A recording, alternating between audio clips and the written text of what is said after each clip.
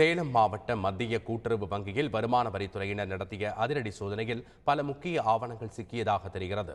சேலம் செரி சாலையில் மாவட்ட மத்திய கூட்டுறவு வங்கிக்கு சொந்தமான 4 மாடி கட்டிடம் உள்ளது. அந்த வங்கியின் கீழ் மாவட்டம் முழுவதும் 64 கூட்டுறவு வங்கிகள் இயங்கி வருகின்றன. இந்த நிலையில் சேலம் மாவட்ட மத்திய கூட்டுறவு வங்கியில் சென்னையில் இருந்து வந்திருந்த வருமான வரித்துறையினர் நேற்று மாலை அதிரடி சோதனை நடத்தினர். இதில் பல முக்கிய ஆவணங்கள் சிக்கியதாக கூறப்படுகிறது.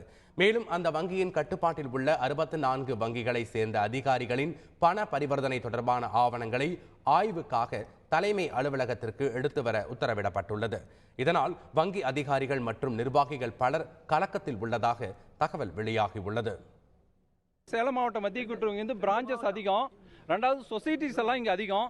அதனால் சொசைட்டி அதிகமாக இருக்கிறதுனால இங்கே வந்து அன்னைக்கு ரெமிட்டன்ஸும் அதிகமாக இருக்குது.